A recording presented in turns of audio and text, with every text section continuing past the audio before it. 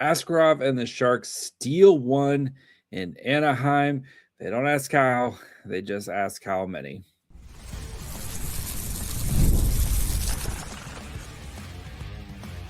You're Locked On Sharks, your daily podcast on the San Jose Sharks, part of the Locked On Podcast Network, your team every day.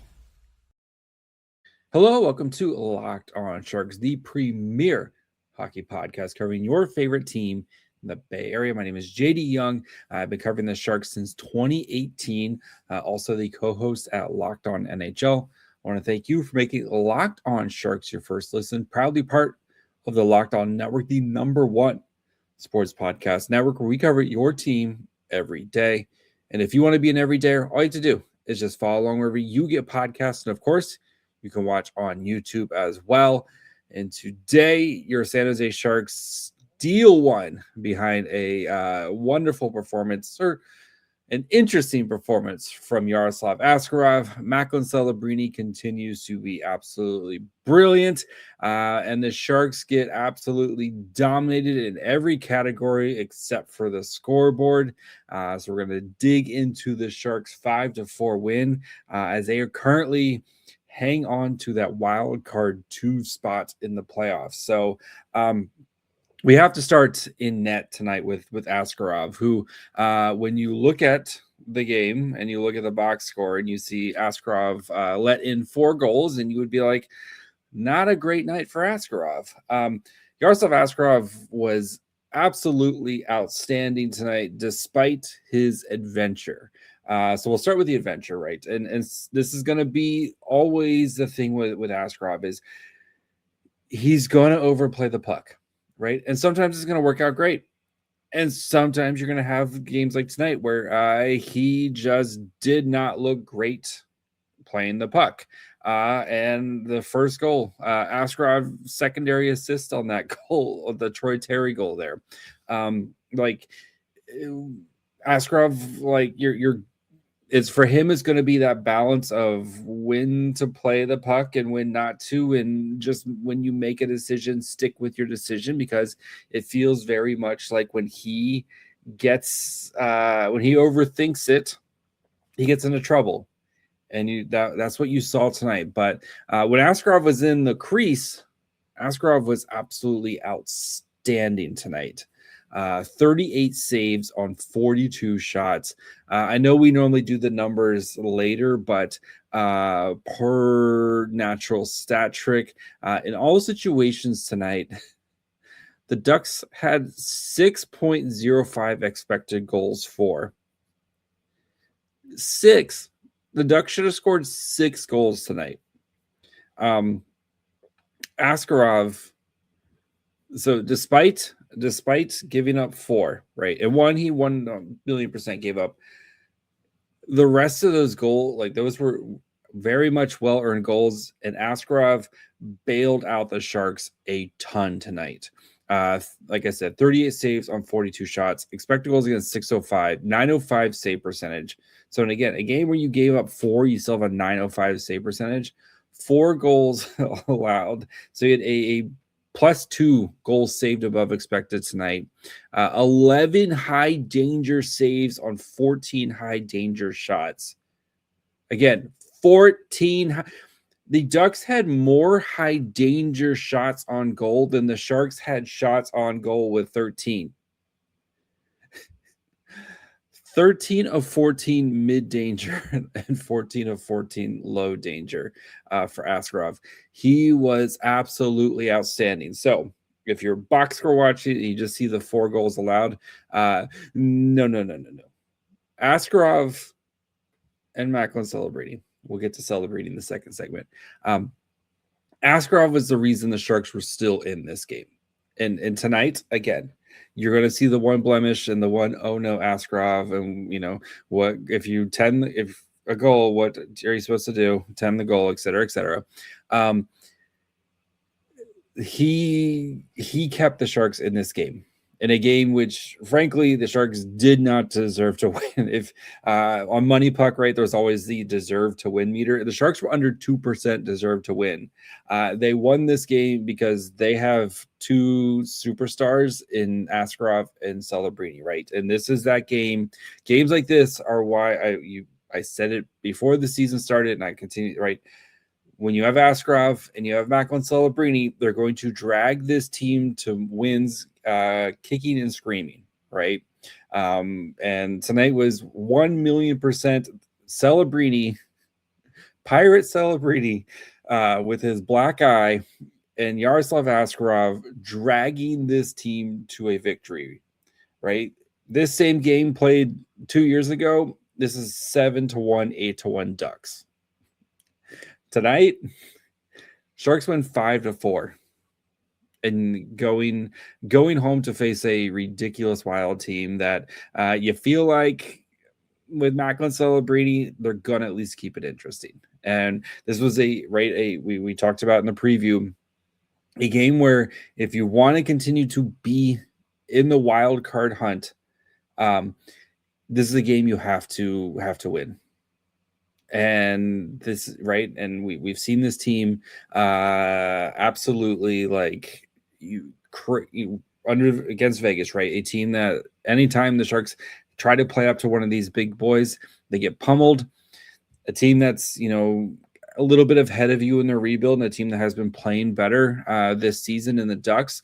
This was a big win for San Jose to try to continue to at least maintain their position in this wild card race. And again, we'll see, right? The rumor is Mike Grier still wants to be, sell off pieces, et cetera, et cetera. But I still think this team playing meaningful games, games like tonight, are valuable learning experiences. And thanks to Askarov and Macklin Celebrini, who we're going to talk about here a little bit more, the Sharks found a way to win.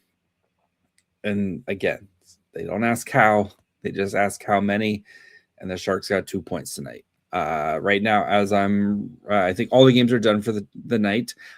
So the standings as of right now, wild card, the Sharks are currently tied with the Golden Knights with 41 points. They're now 3 back of the Anaheim Ducks. The Kings do have a game in hand. So you were 3 points back of the Anaheim Ducks for that third wild card, or for that third spot in the Pacific. And then you have the Kraken, who do have 2 games in hand. They're 2 points back. The Mammoth, who've played one more game, are at 39 points.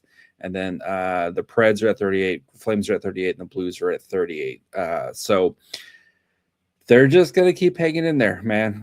You just keep trying to stack up as many points and see what happens here. And for this team, like I've said, continuing to play meaningful games. The more meaningful games that you play, I think the better long term it is for this team.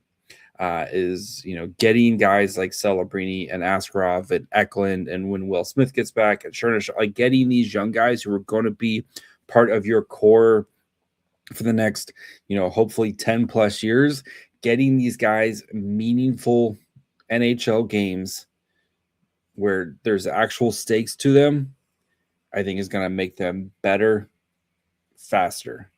And tonight we saw a pretty solid performance from some of your biggest stars in Yaroslav Askarov and Macklin Celebrini. So we're going to talk about Celebrini as he continues his brilliance. Celebrini was just all over the place tonight. We'll touch on Chernyshov and Eklund as well, who that first line continues to pull the Sharks forward. And then we'll dig into the numbers of this game and how the Sharks absolutely stole one from the Anaheim Ducks. So we'll get to that here in just 1 second. There's nothing like being near the ice during hockey season. The speed, the hits, atmosphere, it's unmatched. Watching at home is great, but being in the building is a completely different experience. The only thing that makes it tough is half the time is just getting tickets. Long queues, endless screens, and price changing at checkout. That's why the Game Time app gives the advantage back to fans. It's the hack for unlocking amazing NHL tickets and experiences in just a few taps. We used it recently when we went and saw the Sharks Kraken game. It's super clutch, especially the zone deals. You choose a section, Game Time picks the seats, and you save even more. Seeing NHL tickets available for as low as $25 makes it easy to plan a game night. And if you want to go see the Sharks on Saturday, they have really sick soccer balls that they're giving out. And that's what I would do. So take the guesswork out of buying NHL tickets with Game Time. Download the Game Time app, create an account, and use code LOCKEDONNHL. That's LOCKEDON NHL for $20 off your first purchase. Terms apply. Again, create an account and redeem code LOCKEDONNHL for $20 off. Download the Game Time app. Of course, I do want to thank you for making the Locked On Sharks your first listen of the day, and thank you for making Locked On the #1 sports podcast network. If you haven't already, go check out the new Everydayer Club. Great thing about that is you get access to ad-free episodes of Locked On Sharks compatible with Apple Podcasts, Spotify, and every major podcast app. There's an invite to members-only Locked On Everydayers Club on Discord, which goes to group chat. You also get special one-on-one texting with me and other fun stuff that we just can't do here on the podcast. So go to lockedonsharks.supercast or tap the link in the show notes to learn more. All right. Macklin Celebrini, pretty good at hockey. So I think we all let out a collective gasp when he took a puck to the face, right? And you never know with those pucks to the faces and stuff, like where it's, you just never know, right? Especially where he got hit, orbital bone, eye, like it could have been over. Like this season, if Celebrini is out for any extended period of time, like this season is done. We are talking Gavin McKenna, Keaton Veerhoff for like the rest of the season type of performance. Like that's how important Macklin Celebrini is. A goal tonight, sick goal from Celebrini. 2 assists, both primary assists, one to Eklund and one to Chernyshov, as Celebrini now has 60 points on the season. Tonight was game 39. 60 points for Macklin Celebrini as he continues to defy expectations. Like what else can you say about him? He's 3 games with 3 or more points as a teenager. This is from Darren Stevens, who of course does amazing work with the stats. 13 of them as a teenager. Wayne Gretzky, Sidney Crosby, Jimmy Carson, Dale Hartchuk, and Steve Yzerman, all the only players in NHL history with more. Most points in a calendar year in a Sharks uniform. Joe Thornton in 2006, Joe Thornton in 2007, Joe Thornton in 2009, Joe Thornton in 2008, and Macklin Celebrini with a chance to potentially pass 2 of those Thornton seasons if he has a big game against the Wild. And we know Macklin Celebrini always has big games against the Wild. He is just like, he's just a different player, man. Like he had a bad play. He had a turnover in the neutral zone, which led to I think it was the second Ducks goal there, right? A play that he definitely wants to have back. But you like the Chernyshov play, like the Chernyshov, like the absolute filthy hands on Chernyshov on that goal. But Dickinson, great job stepping up there, right? And Celebrini swoops and gets the puck, finds Chernyshov. Chernyshov does the rest. The Eklund goal, just knowing where William Eklund is going to be. And that's what we talk about, that cerebral, the way Macklin plays the game, where he's just so cerebral. He just knows exactly where everyone is going to be. And like it just this no look fires it back, and great goal from Eklund, right? That I love hearing that off the bar and in that ping sound. Like I had to rewind it and listen to it again because it was such a great goal from Eklund, who again, right?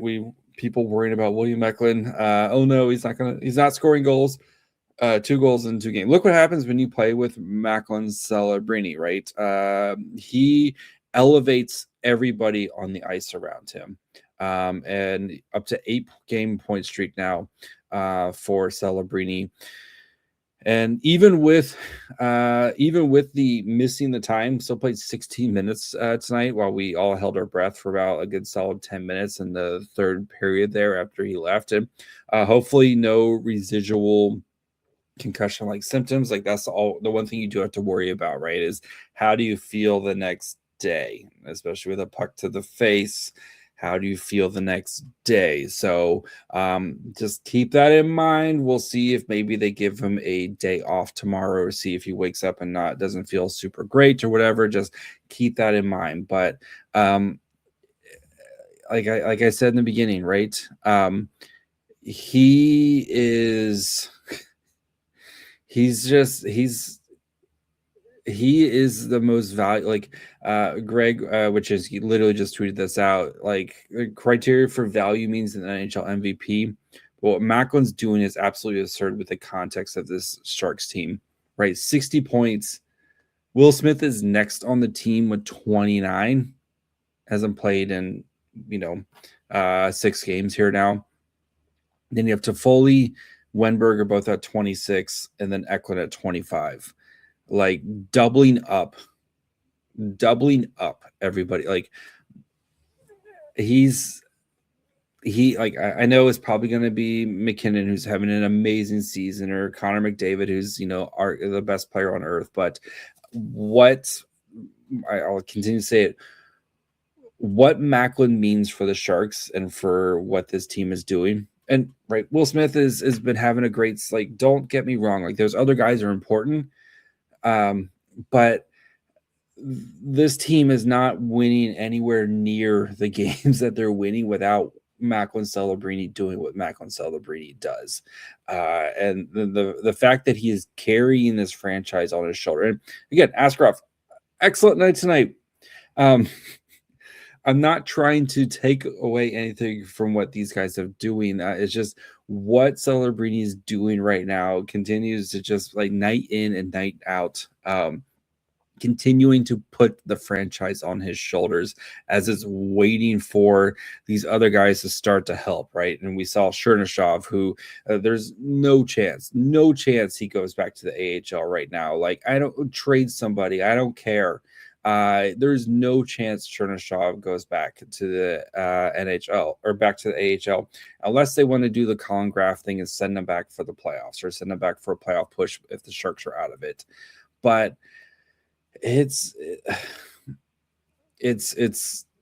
out. It's just it's jaw dropping at times what Celebrini does.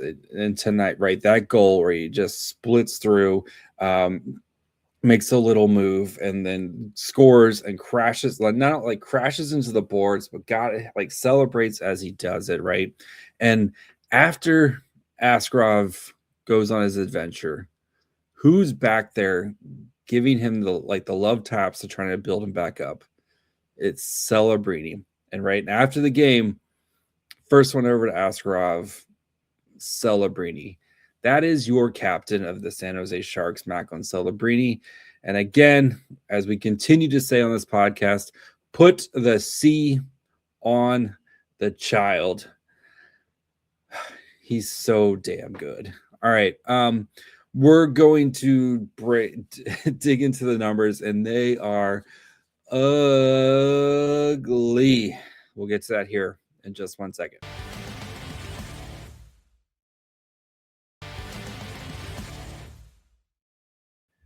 All right. Do want to, of course, thank you for making a Locked On Sharks your first listen. If you haven't yet, you got to go check out the Everydayer Club. It's built for you. You get Locked On Sharks ad-free, plus member-only Discord access and more. head over to lockedonsharks.supercast to join the club. All right. The numbers behind this game are ridiculous. All right, 5-on-5, 47 minutes of 5-on-5, 63 to 31 shot attempts, which, okay, like the Sharks have been in those types of situations before. 67 to 33% Corsi for in favor of the Ducks. Scoring chances for 35 to 17 in favor of the Ducks. 18 to 8 high danger chances. 4.76 to 1.41 expected goals for. The Ducks in the second period had 2.24 expected goals for. They had more expected goals for in that 20 minutes or 18 minutes, sorry, with the power play in there than the Sharks did all game long. Third period was definitely like hang in there ASCII for this Sharks as they had 0.13 expected goals for, but Zach Ostapchuk comes up with a massive goal. Sharks scored 5 goals at 5-on-5 while the Ducks had 3. And I'm like, all these numbers are heavily skewed in favor of the Ducks, of course, but I think like the Sharks just, none of the goals felt cheap. Like it's not like they were getting, like the first goal for the Ducks, 100% like a cheap goal, right? But like all the goals for San Jose are like, those are well-earned goals. Like Wennberg, great pass. Like Wennberg was outstanding tonight. 2 great assists. One on the Eklund or on the Celebrini goal, one on the Mario Ferraro goal. Correct. Congrats to Mario Ferraro on 100 career points as well. So, but like, that Celebrini goal, right? That is a lot of hard work and great passing from there. The Chernyshov goal, like great passing from, great play by Dickinson to step up there. The physical play, he gets an assist on that. Celebrini gets the, great pass over to Chernyshov. And again, Chernyshov with the filthy hands there. The Eklund goal, like that is great play by Celebrini, and Eklund just put that thing where nobody else could, and even the Ostapchuk goal, that's a great play by Iorio, like a great shot by Iorio. Ostapchuk, who's was in the right place at the right time, gets his stick down and finally gets a well-deserved first goal. Like how many, at least one Ostapchuk goal that was called off that we know of, and like how many other opportunities Ostapchuk had that wasn't able to bury it. Almost had one at the end of the second period where he had a nice breakaway as well. Just again, even though the Ducks way outplayed the Sharks when it came to that, the Sharks goals, like they just had, like they didn't get a lot. This was very much a quality over quantity type of game for San Jose, and they took advantage of the limited opportunities they had. So looking at the numbers of this game, or the lines, so Chernyshov, Celebrini, Eklund played 11-13, 10 to 16 shot attempts. Like all the numbers are going to be super skewed because of these shots, right? 3 to 11 actual shots, 2 to 3 goals, 0.59 to 1.54 expected goals for, 7 to 11 scoring chances, 3 to 5 high danger chances for that line. So, right. They still scored. They took advantage of their opportunities tonight. And that Ducks team is a very talented Ducks team. So, Toffoli, Wennberg, Graf played 10-36, 3 to 11 shot attempts, 0 to 5 actual shots, 0.08 to 0.44 expected goals for, 0 to 4 scoring chances, 0 to 1 high danger chances. Like I said, Wennberg, I thought tonight was all over the place. He made some great plays, like 2 big assists, drew a big power play in the third period as well. Just like had a big night again. Like the numbers here aren't in the Sharks' favor, but he had a big night tonight. Skinner, Dellandrea, Gaudette, 657, 3 to 14 shot attempts, 1 to 11 actual shots, 0.08 to 0.81 expected goals for, 1 to 7 scoring chances, 0 to 3 high danger chances. This is where like you'd like to get some more from your third line here. And this is where I think the Sharks are really missing Michael Misa and his play driving ability. And Gaudette did leave this game, did not return. So we'll see what happens there with the Sharks, and if they may need to recall someone on if how kind of long term this is for Gaudette. But I will like Graf and Delandria. I'm gonna like those guys on the PK, especially that third, like the 2 PKs in the third, and where they're just absolutely gassed. They gotta, spend the whole that, especially that last one where they have to spend the whole time out there on the Klingberg goal or the Klingberg penalty. Those guys absolutely gassed. All those PKers, Ferraro and Ioria as well, absolutely gassed in there, trying to hang in there, trying to, it's 6-on-4. Those guys, absolute warriors there. So, and then Goodrow, Sopchak, Reeves, 624, 5 to 6 shot attempts, 4 to 4 actual shots, had the goal, 0.2 to 0.5 to expected goals, 4, 2 to 5 scoring chances, 1 to 4 high danger chances. Goodrow had a big block on PK in the second period. Like I said, a Sopchak, big goal for him, had a chance for another one. And Ryan Reeves continued to do positive things for Ryan Reeves tonight. And we'll end tonight, with talking about the defense here really quick. I thought Dickinson, like you saw him make some really good plays tonight. Like I said, especially in that goal there.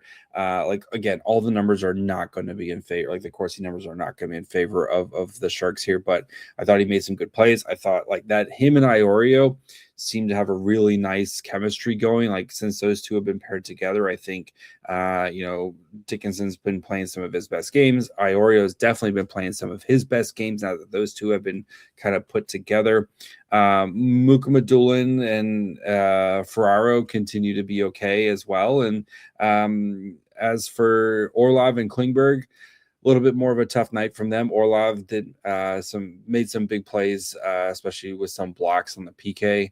And unfortunately tonight with the rules, right, you can only have there's only 2 states of Klingberg, and tonight was 1,000,000% a Klingberg performance tonight, as he had a terrible giveaway that almost led to a goal, thanks to like just absolutely just passing, just a horrible turnover, just literally passing it to the forechecking forward there, that like not a great play there. And then basically sits on Mikkel Granlund there in the third period as he then takes a just not a good time penalty there, especially when you're already hanging on for dear life, and then ices the puck. Like I know you get the little break there with the icing and stuff, but just definitely a Klingberg type of night. And again, the rules state there's only 2 states of John Klingberg. He's either really good or he's really bad. And tonight, I think, was definitely in the really bad category for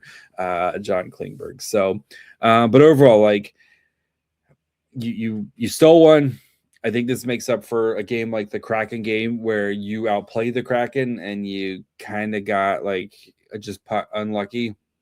Tonight, you took advantage of your opportunities. This is 1,000,000% not a way to have sustained success, but you take it. You take the wins, right? That Ducks team is a talented team, and you see their pieces like Carlson and Cutter Gauthier and etc. Like, it's a very talented team, and this is going to be a great rivalry between these two teams, hopefully for the next, 10 to 15 years. And you just have Macklin Celebrini.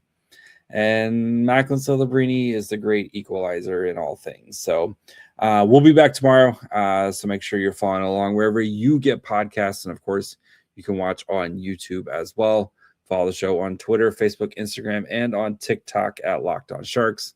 Follow me on Twitter and Blue Sky at My Fry Hole. Until tomorrow. Bye, friends.